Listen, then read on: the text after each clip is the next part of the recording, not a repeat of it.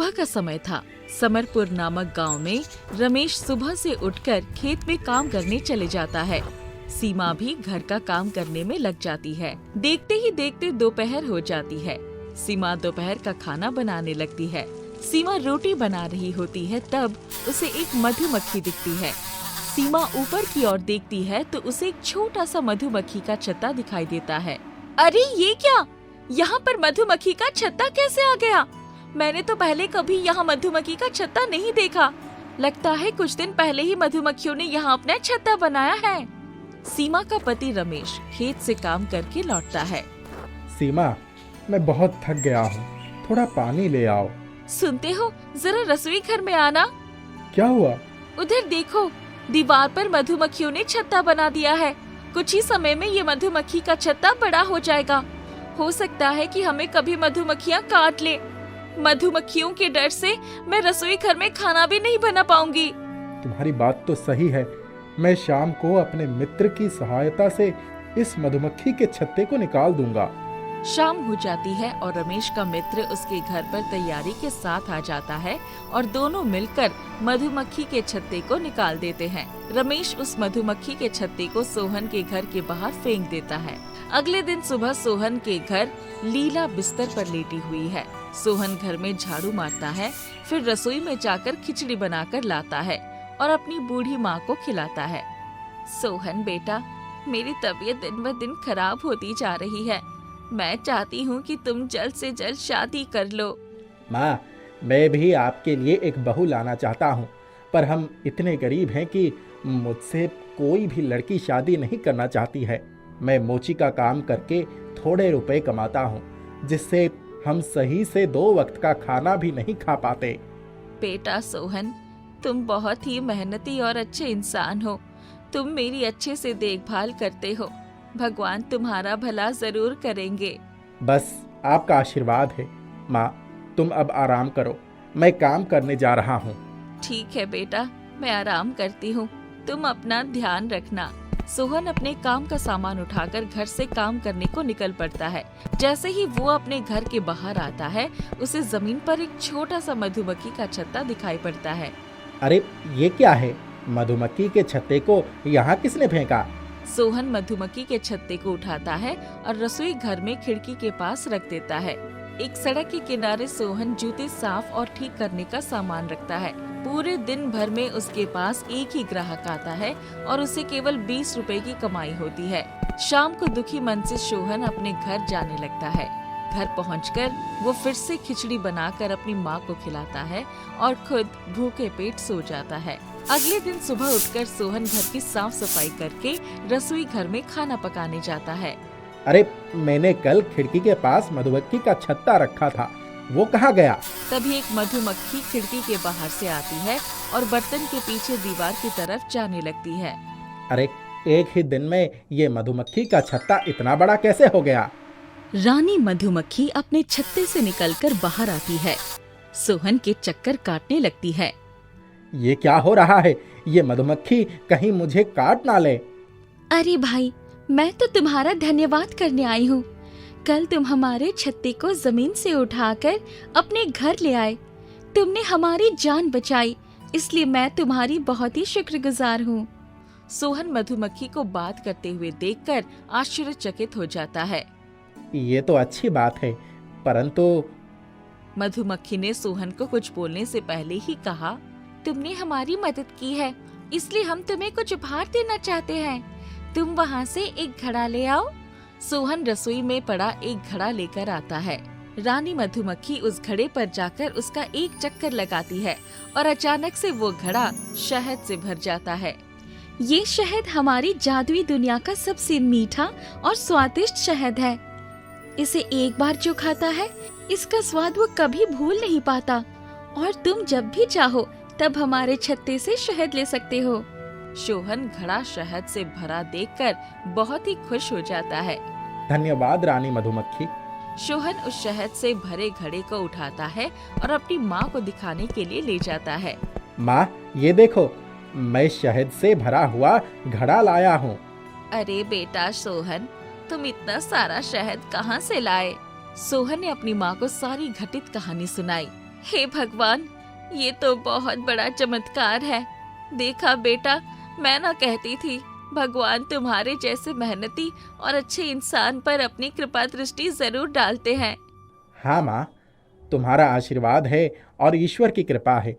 अब मैं कल इस शहद को बेचने शहर जाऊंगा।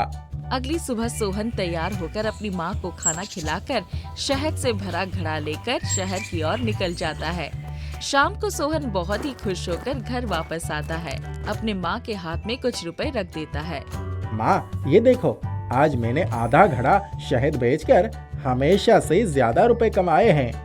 हाँ बेटा, तुम इसी तरह मेहनत करो, तुम्हें एक दिन तरक्की जरूर मिलेगी। इसी तरह कुछ दिन बीत जाते हैं। सोहन हर दिन शहद से भरा घड़ा लेकर शहर की ओर जाता है। धीरे धीरे करके रुपए इकट्ठे करने लगता है। जैसे ही उसके घड़े में शहद खत्म हो जाता है, मधुमक्खी के छत्ते से जाकर रानी मधुमक्खी की आज्ञा से घड़ा शहद से भर लेता है। सोहन इकट्ठे किए हुए पैसे से अपनी माँ का अच्छे से इलाज करता है। धीरे धीरे उसकी माँ तंदुरुस्त हो जाती है और चलने लगती है। अब सोहन का कच्चा मकान एक सुंदर बंगले की तरह बड़ा और आलीशान बन जाता है। सोहन कुछ जमीन खरीदकर उस पर आम के बागान से बहुत बड़ा व्यापार करने लगता है। सोहन की अच्छी परिस्थिति देखकर पास के गांव में रहने वाली गीता से उसकी शादी हो जाती है। सोहन का पड़ोसी रमेश सोहन की इसी अच्छी परिस्थिति को देखकर उसे जलने लगता है। शाम का समय था। रमेश और उसकी पत्नी सीमा खाना खा रहे थे। सीमा, तुमने देखा, कुछ महीनों पहले हमारा पड़ोसी सोहन बहुत ही गरीब था, पर अचानक से उसके पास इतने पैसे कहाँ से आ गए? हाँ, ये बहुत अजीब बात है कि अचानक से उसकी परिस्थिति इतनी अच्छी हो गई। चलो हम जाकर उनके घर में उनकी नई बहू से मिलने के बहाने देख कर आते हैं कि माजरा क्या है। अगले दिन दोपहर को रमेश और उसकी पत्नी सीमा सोहन के घर जाते हैं।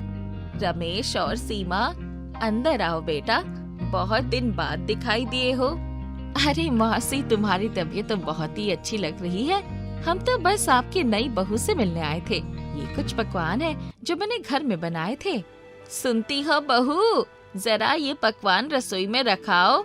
लीला की बहू रमेश और उसकी पत्नी को चाय देकर सीमा के हाथ से पकवान लेकर रसोई में चली जाती है। आप लोग यहाँ बात करिए, मैं जरा गीता से कुछ शहद लेकर आती हूँ। सुना है एक बार जो कोई ये शहद चख लेता है फिर उस स्वाद को भूल नहीं पाता।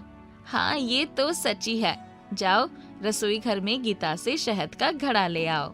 सीमा रसोई घर में जाती है और देखती है कि रसोई घर में एक बहुत बड़ा मधुमक्खी का छत्ता है और उसी के नीचे ढेर सारे घड़े शहद से भरे पड़े हैं। अरे सुनो, तुम्हें इस मधुमक्खी के छत्ते से डर नहीं लगता? हाँ बहन, जब मैंने पहली बार इन मधुमक्खियों के छत्ते को देखा था तो मुझे लगा कि कहीं मधुमक्खी मुझे न काट ले, पर मेरे पति ने कहा कि हमें मधुमक्खी बिल्कुल भी नहीं काटेगी। ये लो सीमा बहन, शहद से भरा हुआ घड़ा। सीमा शहद से भरा हुआ घड़ा लेती है। ठीक है गीता, अब काफी समय हो गया है, रात का खाना भी तो पकाना है। अब हम घर चलते हैं। सीमा रमेश से कहती है, चलो चलो घर चलते हैं, शाम होने आई है।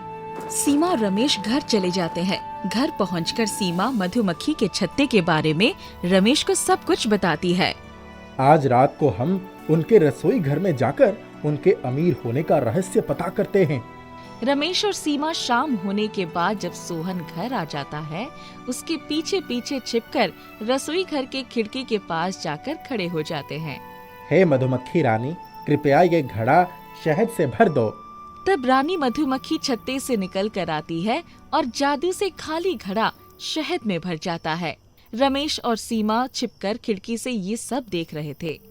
सीमा, तुमने देखा? लगता है ये एक जादुई मधुमक्खी का छत्ता है। हाँ रमेश, मुझे भी ऐसा ही लगता है। तो ये है उनके अमीर होने का राज। चलो घर चलते हैं, इससे पहले कि हमें कोई यहाँ देख ले। रमेश और सीमा अपने घर चले जाते हैं। मुझे लगता है कि ये मधुमक्खी का छत्ता वही है जिसे हमने हमारे घर से निकालकर फेंक दिया था। हाँ सीमा, मुझे भी ऐसा ही लगता है। ये मधुमक्खी का छत्ता हमारा है। मैं कल चुपके से उनकी रसोई घर में खिड़की से अंदर जाकर मधुमक्खी का छत्ता ले आऊंगा। हाँ, फिर हम भी जादुई शहद बेचकर अमीर हो जाएंगे। कुछ दिन बाद रमेश देखता है कि सोहन और उसकी पत्नी दोनों तैयार होकर शहर जाने के लिए निकल रहे थे। रमेश सोचने लगता है, ये तो बहुत ही अच्छा मौका है मधुमक्खी का छत्ता चुरा लेने का। सीमा, लगता है सोहन और उसकी पत्नी शहर गए हैं और उनकी रसोई की खिड़की हमेशा की तरह खुली हुई है। मैं अभी जाकर मधुमक्खी का छत्ता ले आता हूँ। वैसे भी तुम्ही ने कहा था मधुमक्खी किसी को भी नहीं काटती। हाँ, गीता ने मुझे बताया था कि उस मधुमक्खी के छत्ते से डरने की कोई बात नहीं है। रमेश चुपके से सोहन की रसोई की खिड़की के अंदर चला जाता है और मधुमक्खी के छत्ते को हाथ से पकड़कर दीवार से निकालने की कोशिश करता है। तभी रानी मधुमक्खी छत्ते से बाहर निकलकर आती है। तुम मेरे घर को क्यों तोड़ रहे हो? अरे मधुमक्खी, मैं तुम्हारे घर को तोड़ नहीं रहा हूँ, मैं तो बस इसे हमारे घर ले जा रहा हूँ। जब हम तुम्हारे घर में आए थे तब तुमने हमें घर से निकालकर फेंका था। अब हम तुम्हारे घर दोबारा नहीं जाएंगे। तुम्हारे कहने से मैं डर थोड़ी जाऊंगा। मैं ये मधुमक्खी का छत्ता अपने घर लेकर ही जाऊंगा। लालची इंसान, अभी तुम्हें सबक सिखाती हूँ। रानी मधुमक्खी गुस्से से लाल हो जाती है और चिल्लाती है, मैं सारी मधुमक्खियों को हुक्म देती हूँ, ये इंसान जो हमारे घर को तोड़ने की कोशिश कर रहा है, उसे सबक सिखाया जाए।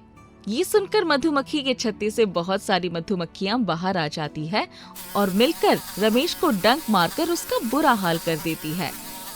मुझे मत काटो, मुझे मत काटो, कोई बचाओ मुझे। ऐसा करते हुए रमेश अपने घर भागने लगता है।